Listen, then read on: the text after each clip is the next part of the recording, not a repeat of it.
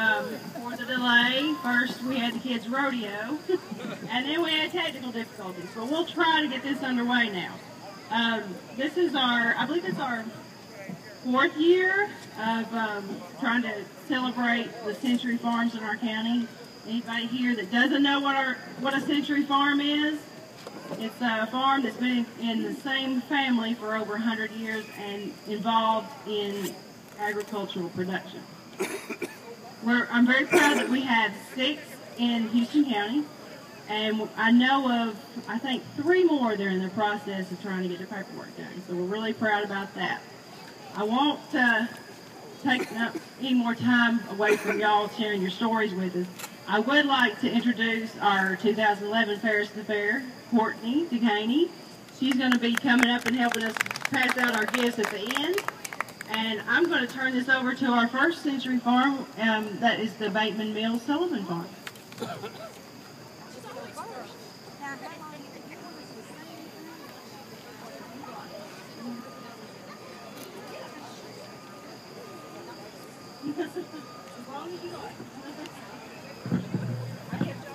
Well, we want to thank the Fair Association for having this every year and giving us century farmers a chance to be here and be representative. And we live on a farm that came into the Bateman family in 1850. John Bateman bought it, and not long before that it had still been part of North Carolina. And we're real thankful to our ancestors for keeping it all these years and not selling it.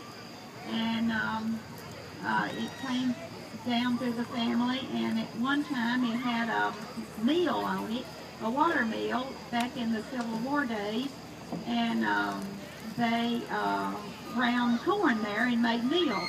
And that was important in the Civil War because I guess the people that was in the military needed some food to eat, and so they made a map that I have here in the Civil War that shows all the roads and what was going on Bateman Branch, which wasn't called Bateman Branch then. But later, I guess when John Bateman bought it, it got named Bateman Branch, and it's 3 cemeteries that our ancestors are buried in, and they're 2 of them are on Bateman Branch. One of them is on our place, and the other one is down at Lockhart Cemetery. And the original John Bateman it's a small cemetery. It's up on the Milton place now on Bateman Branch. And I won't go into a lot of other details because I'll let some other people talk now. So thank you very much.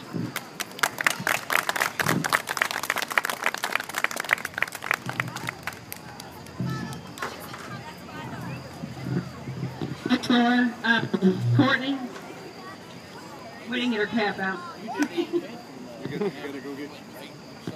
gotta go get your fries. Oh, we get a fries.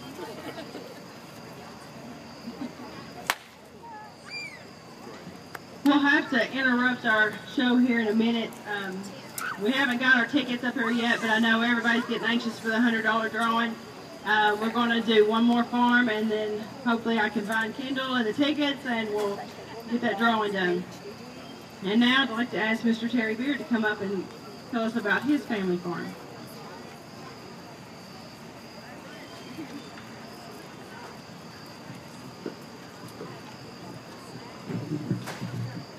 Thank you.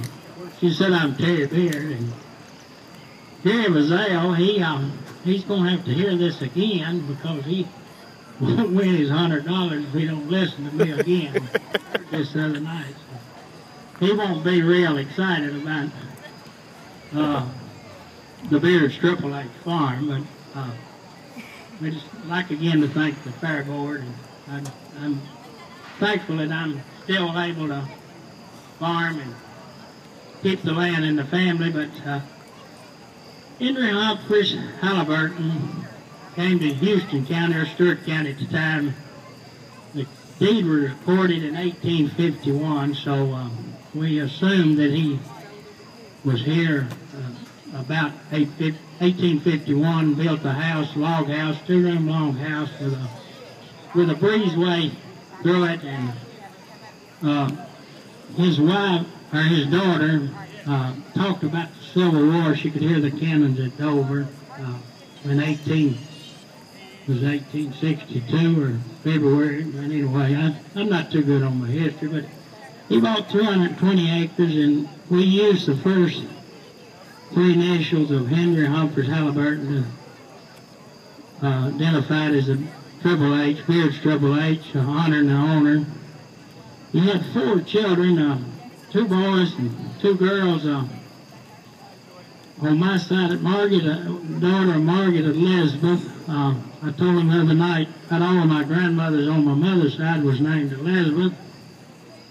And I didn't tell him that all my granddaddies is named William on the Beard side. So Margaret Elizabeth married William Hugh Griffin. They had 9 children. And of course, everything they raised was to sustain life mostly. They sold a few things, but most of it was just everyday support of life. And William Billy Griffin, they called him, he was one of the founders of the Griffin's Chapel Nazarene Church, and I think it was about 1912, because part of them went to Spring Hill and part of them came to Griffin's and started the Griffin's Chapel Nazarene, and should be about 100 years old. But anyway, there's a funny story. Mr. Welker's brother-in-law, Bo, we called him Bo Johnny. His name was Grover Nolan. He said Mr. Arlie Adams, he lived over on the holler on the other side, and they had a revival at Griffin's Chapel. And they had several nights, and one night he come to church and had the shotgun with him. And he said, I guess they won't rock me tonight when I start home. And there was some boys hiding in the bushes throwing rocks at him as he went home every night. And I don't know what the preacher preached about, but I don't know where they put the shotgun, but nobody, I'm sure, didn't rock him home that night. But there's just a lot of this is funny stories that my mother and neighbors have told me about the different ones. And of course, the 9 children, my grandmother, Margaret Elizabeth Lizzie Griffin, she married Guy Preston Parchman. He, on the 80 acres, he farmed and had a grist mill to start with, and he had a store. And another story I'd like to tell about my granddaddy. Of course, Otho Welker's other brother-in-law, Henry Clay, he would agitate him when he was little to come over to the store. You can imagine what kind of laugh he would get out of Henry Clay. But George Wright, we called him George Orman, Mr. Humbug. Everybody had a nickname or whatever. Mr. Humbug. Mr. Pug, their boy told me one time he carried eggs up to Mr. Parchman's store, and of course had them covered up with a towel or something. It was a hot summer day, and Granddaddy Peppy Parchman had some little chickens down there, so he slipped some of them little chickens under that towel while George Orman had his head turned, and he said, "Boy, I can't buy these eggs, they're already hatching." So there were so many funny things that people told me, and that's because of the right side of the family. There's Mr. Humbug, Mr. Clay, and upon the death of Lizzie Parchman, she had 2 daughters, Mr. Guy, Grandpappy, Eunice, and Ether Bazale, and Ether Bazale sold her half to my mother in 1981. And these dates don't mean anything to anybody. And upon the death of my mother in 1996, I purchased it. It was in there. I have 9 brothers and sisters, and they all agreed that I could buy it. And I have 2 sons, Trevor and Scott, and 2 grandchildren, and hopefully Trevor or Scott will want to continue on with the farm and continue it in the family for years to come. Scott is in Jackson, and Trevor works for the county agent in Montgomery County, 4-H agent in Montgomery County. And, of course, my wife, Sue, is here with us tonight. Thanks.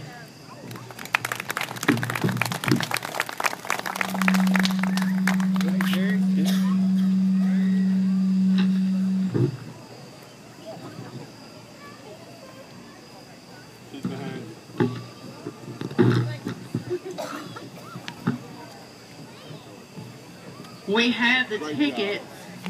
Another